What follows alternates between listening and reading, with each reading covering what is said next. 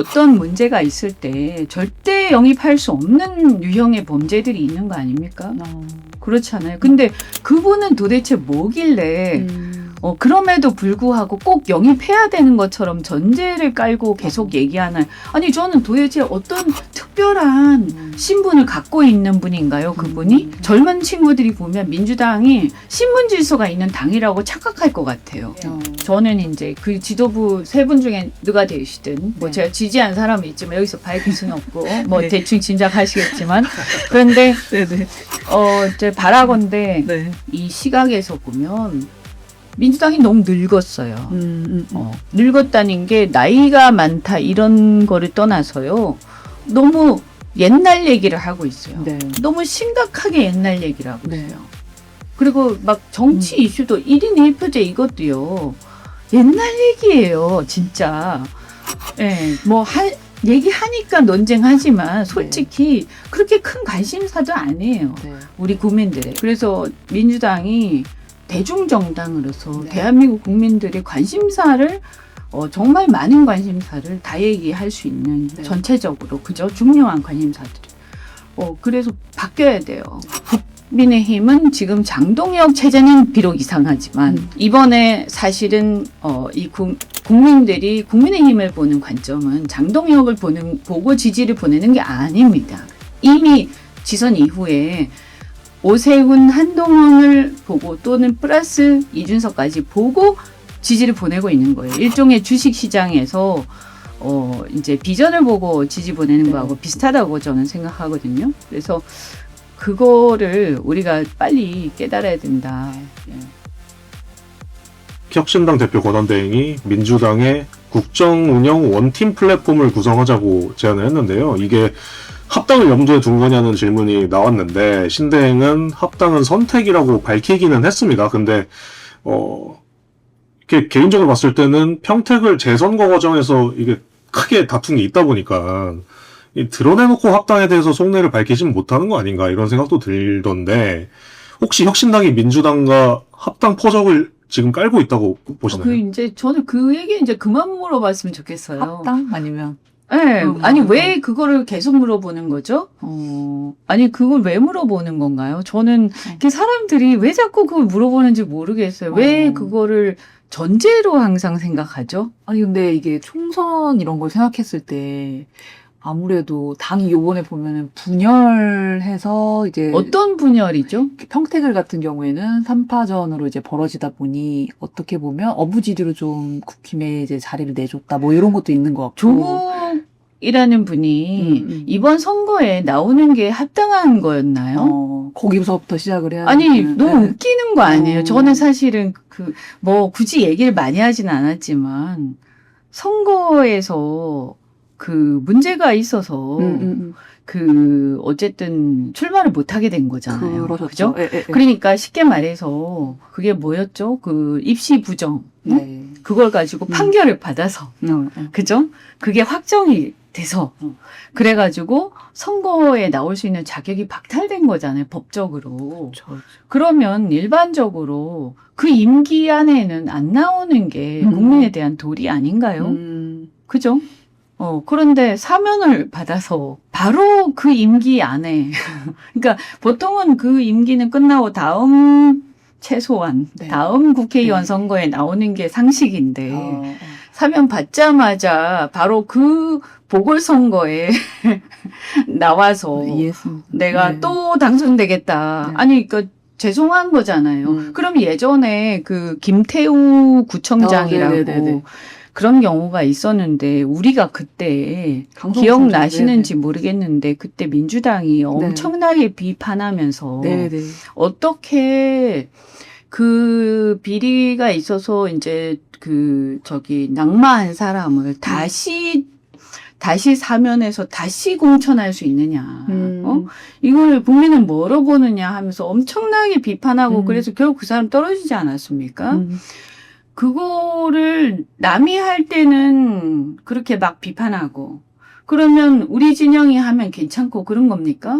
아니 저는 그러니까 이 똑같은 거예요. 어제 또 어떤 젊은 친구가 그 비판하더라고요. 네. 왜 내로남불 계속하느냐.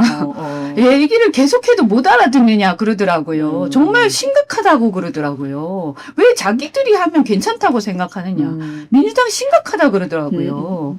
그걸 모른다는 게 한심하다고 그러더라고요. 근데 그 얘기를 왜 자꾸 하는지 저는 모르겠어요. 본인이 일단 이런 걸 떠나서 출마한 것 자체가 문제예요. 부끄러운 줄 알아야 돼요.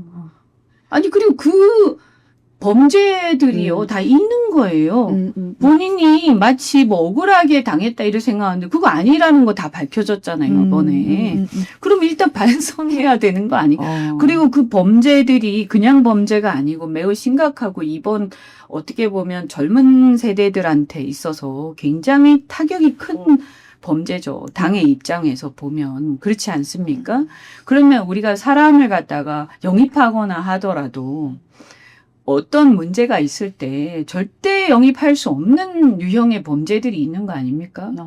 그렇잖아요. 근데 그분은 도대체 뭐길래 그럼에도 불구하고 꼭 영입해야 되는 것처럼 전제를 깔고 계속 얘기하나요? 아니 저는 도대체 어떤 특별한 신분을 갖고 있는 분인가요? 그분이? 젊은 친구들이 보면 민주당이 신분 질서가 있는 당이라고 착각할 것 같아요. 저기에는 특정한 어떤 사람은 왕자거나 어떤 신분의 특권이 있는 당이구나라고 할 것 같아요. 다 경선하고 다 한다고 해놓고 어떤 누군가는 끊임없이 경쟁하지 않고 계속해서 마치 돼야 되는 것처럼 우리 당 안에 그런 분들도 있어요. 어떤 분들은요 정말 경선도 하지 않고 왠지 모르겠는데 계속해서 공천받는 분이 계세요. 계속 쉬운 지역에. 이분들은 뭐지? 하는 생각을 안 할 수가 없거든요. 그런데 그게 특정한 어떤 계보나 특정한 어떤 뭐 운동권 계보 이런 게 있는가? 이런 얘기를 수없이 많이 해요. 젊은 사람들이. 그러면 가장 젊은 사람들이 지금 중요하게 생각하는 게 그 기회 공정이에요. 그렇죠. 사실은 온 세상이 다 공정하고 다 평등하면 좋겠지만 그것은 불가능한 것이고 자원이 한정돼 있기 때문에 기회라도 공정하게 달라라는 거지 않습니까? 그러면 그런 것이 중요한 이 세상에서 오히려 민주당이 훨씬 더 뭔가 봉건적으로 보인다. 이러면 되게 창피한 일이지 않습니까? 그런데 지금 사실 현실이 뭐냐? 젊은 사람들 입장에서 볼 때 민주당이 훨씬 더 뭔가 더 봉건적으로 보이고 훨씬 더 뭔가 이상하게 더 뒤떨어져 있는 것처럼 보인다. 말은 그렇게 안 하는데. 아니 그래서 도대체 뭐냐 이거. 응? 그리고 합당 문제도 마찬가지예요.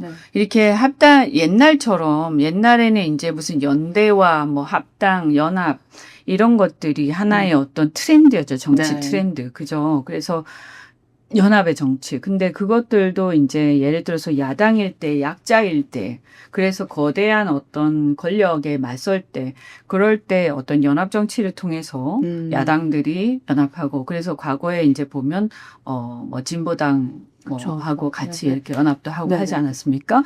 근데 지금 이제 우리가 여당이잖아요.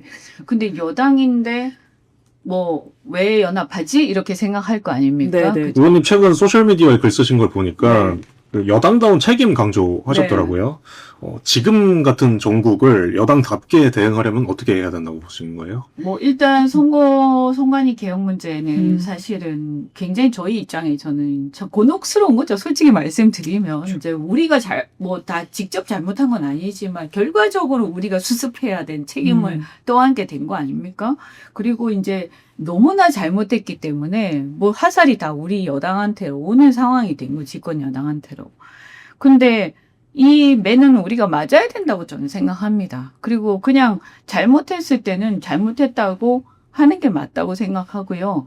여기서 뭐 괜히 발버둥 치고 국민들이 다 잘못했다고 생각하는데 뭐 마치 방어를 좀 하면서 뭐 이것도 또 뭐라고 해야 되나 우리 이제 강성 지지층이 보면 야 왜 그거를 말이지 니들이 잘못한 것도 아닌데 그것도 변명하지 않고 그거를 수세적으로 가느냐라고 불만을 할 수 있지만 잘못했을 때는 맞고 지나가야 된다. 그래야 오히려 용서가 된다라고 생각하고요. 그리고 그냥 맞는 게 아니라 오히려 더 우리가 강하게 개혁하고 강하게 잘못을 꾸짖고 더 시원하게 우리가 이제 국민을 대변해주고 여당으로서 네.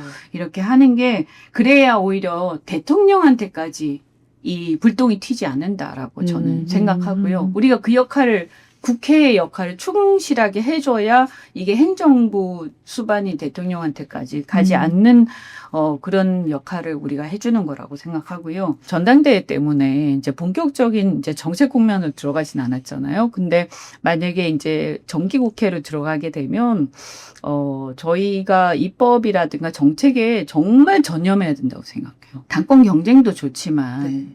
너무 심하게 마타도어를 해가면서 거짓말까지 서로 해가면서 막 상대를 갖다가 막 깔아뭉개고 그리고 막 시대의 착오적인 얘기 막 하면서 막 한물간 얘기 막 하고 이런 거에 대해서 그러니까 심판을 당할 수밖에 없는 상황으로 가고 있다. 시간이 없어요. 네. 정말 시간이 없고 대통령도 시간이 없으시다고 생각하실 거예요. 전당대회에서 네. 뭐 어떤 결론이 나겠죠. 그죠? 그러면 저는 좀 우리 이제 새로운 지도부한테 네. 좀 바라고 싶은 게 저는 이제 그 지도부 세 분 중에 누가 되시든 뭐 네. 제가 지지한 사람이 있지만 여기서 밝힐 수는 없고 뭐 네. 대충 짐작하시겠지만 그런데 네네.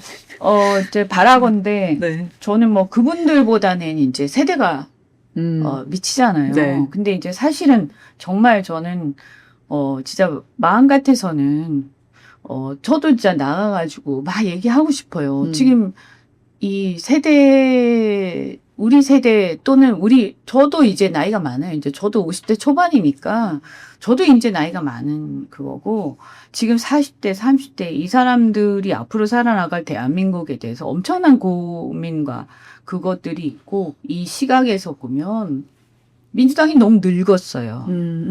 늙었다는 게 나이가 많다 이런 거를 떠나서요. 너무 옛날 얘기를 하고 있어요. 네. 너무 심각하게 옛날 얘기를 하고 네. 있어요. 그리고 막 정치 이슈도 1인 1표제 이것도요. 옛날 얘기예요, 진짜. 예, 뭐 얘기하니까 논쟁하지만 솔직히 그렇게 큰 관심사도 아니에요. 네. 우리 국민들의. 네, 그리고 네. 검찰 개혁도 마찬가지요. 아니 하긴 해야지. 하지 말자는 얘기 아니야. 그렇지만 그게 무슨 전 세계의 가장 큰 이슈 절대 아니에요. 그냥 요만한 이슈 중에 하나예요. 우리 세상에 지금 엄청나게 많은 우리 국민들의 중요한 이슈가 막 어마하게 많은데 우리 국민들이 관심사들이 근데 이 검찰 이슈에 매몰돼서 그것만이 모든 인생의 다인 것처럼 얘기하는데 큰일 났어요, 정말로. 그래서 민주당이 대중정당으로서 네. 대한민국 국민들의 관심사를 정말 많은 관심사를 다 얘기할 수 있는 네. 전체적으로 그죠? 중요한 관심사들. 그래서 바뀌어야 돼요.